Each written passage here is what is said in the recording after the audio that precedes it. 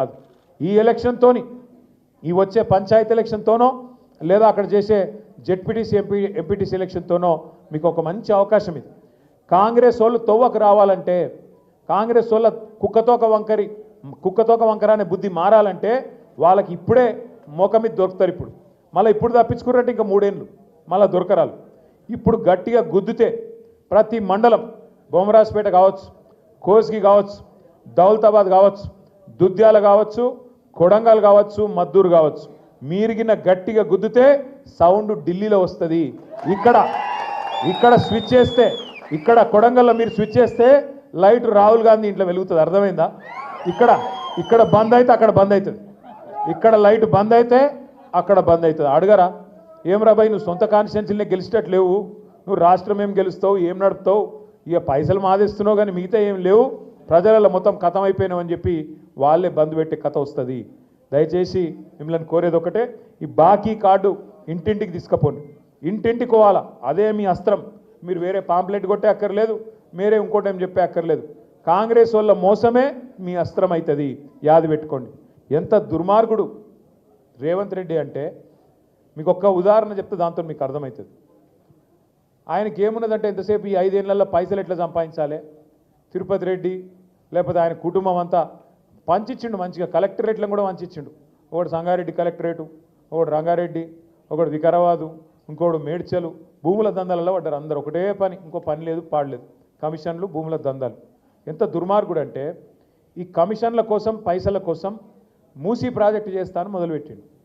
Musi project 1,50,000 కోట్లు, 1,50,000 కోట్ల రూపాయలతోని Musi project చేస్తాను మొదలుపెట్టిండు. మొదలు పెడితే మొత్తం వాళ్ళందరూ ఇల్లు కూడా కొడతాను మొదలైండు. ఇక 16,000 ఇండ్లు ఉండే పేదవాళ్ళకి బుల్డోజర్లు పంపి వాటి మీద పెయింటింగ్ లేసులు మొదలుపెట్టారు. వాళ్ళంతా లైన్ కట్టి మన తెలంగాణ భవన్కు, మన పార్టీ ఆఫీస్కి వచ్చి, అన్న మీరే మమ్మల్ని కాపాడాలంటే మేమందరం పోయినాం, చూసినాం. చూసి ఏం చెప్పినామంటే రేవంత్ రెడ్డికి, కేసీఆర్ ప్రభుత్వం ఉన్నప్పుడు 16,000 కోట్లల్లో మూసీ ప్రాజెక్టు చేస్తామని చెప్పి మొత్తం రిపోర్ట్ తయారు చేసినాము. నీకు 10 రెట్లు ఎట్లా పెంచినావు రేటు? 16,000 కోట్లలో అయిపోయేదానికి 1,50,000 కోట్లు ఎందుకు అవుతుంది నీదు? వీళ్ళందరూ ఇండ్లు కూలగొట్టే అవసరం ఏమున్నది? పక్కకు బందోబస్తుగా గోడ కట్టి వాళ్ళని బచాయించి యువతలకెళ్ళి చేయొచ్చు ప్రాజెక్టు. అట్లనే మేము తయారు చేసినాం, నువ్వు కూడా అట్లే చేయి, తక్కువ ఖర్చులా అయిపోతుంది. నీ దగ్గర పైసలు లేవు అంటున్నావు, ఏది అడిగినా కూడా పైసలు లేవు, ఏది అడిగినా కూడా నాకు అప్పు ఉడతలేదు అంటున్నావు. కాబట్టి మరి తక్కువలో చేసే అవకాశం ఉంటే ఎందుకు వేస్తున్నావు అని చెప్పి లొల్లి పెట్టినాం. లొల్లి పెడితే కొన్ని రోజులు బంద్ పెట్టినట్టు పెట్టిండు. ఎంత కిరాతకుడు అంటే ఇవాళ ఏం చేసిండు ఎరికేనా? ఎప్పుడన్నా వాన పడితే ఇట్లనే 1908లో, ఈరోజు కాదు 1908 అంటే 117 ఏళ్ళ కిందట హైదరాబాద్కు వరదలు వచ్చినాయి మూసీలో. అప్పుడు నిజాం ఉండే. నిజాం ఏం చేసిండు, మళ్ళీ ఎప్పుడు ఇట్లా రావద్దు హైదరాబాద్కు వరదలు అని చెప్పి ఆ మూసీ మీద 2 చెరువులు కట్టిండు పెద్దవి. గండిపేట అంటాం చూడు మనం, ఉస్మాన్ సాగర్, హిమాయత్ సాగర్, ఆ 2 చెరువులు కట్టిండు. కట్టి ఎందుకు కట్టిండు? అవి బ్యాలెన్సింగ్ రిజర్వాయర్లు అంటారు వాటిని. పైకి వెళ్ళి వరద వచ్చినా అందులో ఆపుకొని, నీళ్ళు ఆపుకొని కిందికి మెల్లమెల్లగా ఇడుచుకుంటూ పోతే కిందికి సిటీ మునగది. అంటే ఏం చేయాలి?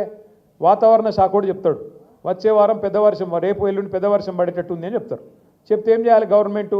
ముందు ఆ చెరువు మొత్తం ఖాళీ చేయాలి, సగమన్నా ఖాళీ చేయాలి. దబ్బన వర్షం పడితే కూడా పైకి వెళ్ళి నీళ్ళు వస్తే కూడా సిటీ మునిగిపోకుండా, కింద పేదోళ్ళకి ఇబ్బంది కాకుండా ఆ చెరువుల నీళ్ళు ఆపుకుంటాం. ఒక్కొక్క గేట్ ఎత్తి కిందికి మెల్లమెల్లగా ఎత్తిమినాన్గా కిందికి నీళ్ళు ఇడిచిపెడతాం. ఎవడైనా చేసేది కదే.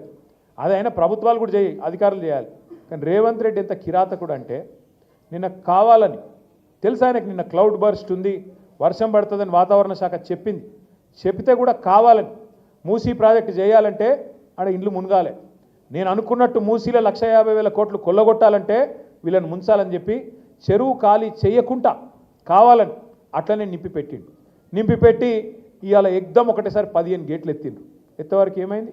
ఇలా ఇమ్లీబాన్ బస్ స్టాండ్ మొత్తం మునిగిపోయింది. మొట్టమొదటిసారి చరిత్రలో ఇమ్లీబాన్ బస్ స్టాండ్కి ఎప్పుడైనా నీళ్ళు వచ్చినాయి? ఇదివరకు మనం పోలేదా? ఇమ్లీబాన్ బస్ స్టాండ్ చూడలేదు ఇదివరకు. ఇవాళ అది కూడా మునిగింది. ఎందుకు? ఒక్కటే కారణం. ఏం చెప్పదలుచుకున్నాడు రేవంత్ రెడ్డి?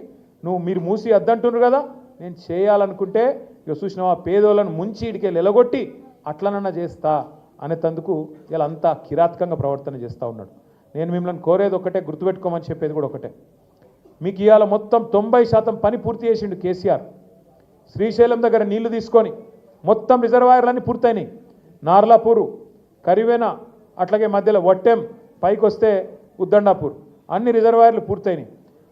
ఏదుల మధ్యలో వరుసగా 5 రిజర్వాయర్లు పూర్తయినాయి. మొత్తం పంప్ హౌజులు తయారైనాయి. ఒక పంపు కూడా మనం చాలు చేసినాం, నీళ్లు కూడా ఎత్తుడు స్టార్ట్ చేసినాం. ఎట్లయితే గోదావరి మీద కాళేశ్వరం కట్టిండో కేసీఆర్, కృష్ణ మీద కూడా పాలమూరు రంగారెడ్డి ఎత్తిపోతల పథకం శ్రీశైలంలోకి వెళ్ళి నీళ్ళు తీసుకొని ఆడికెళ్ళి కొల్లాపురంకి వెళ్ళి మొదలు పెడితే కొడంగల్ యువతల దాకా మీకు రంగారెడ్డి జిల్లా దాకా నీళ్లు తెచ్చే ప్రాజెక్టు పాలమూరు రంగారెడ్డి ఎత్తిపోతల పథకం.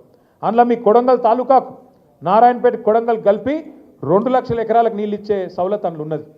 రేవంత్ రెడ్డి ఏం చేసిండు ఎరికేనా? ఇవాళ అది వద్దట 90% పూర్తయిన ప్రాజెక్ట్కేమో వాళ్ళ మామ పేరు పెట్టిండు, జైపాల్ రెడ్డి పేరు పెట్టుకున్నాడు. పేరు మాత్రం పెట్టుకున్నాడు. పెద్ద మనిషి మహేంద్రనాథ్ పేరు ఇంకోళ్ళ పేరు పెట్టినా బాగుండు, తీసుకొచ్చి జైపాల్ రెడ్డి పేరు పెట్టిండు. ఎందుకంటే నీకు పిల్లనిచ్చిన మామ కాబట్టి పేరు పెట్టుకున్నావు, ఓకే. మరి పనులు పూర్తి చేయొద్దా?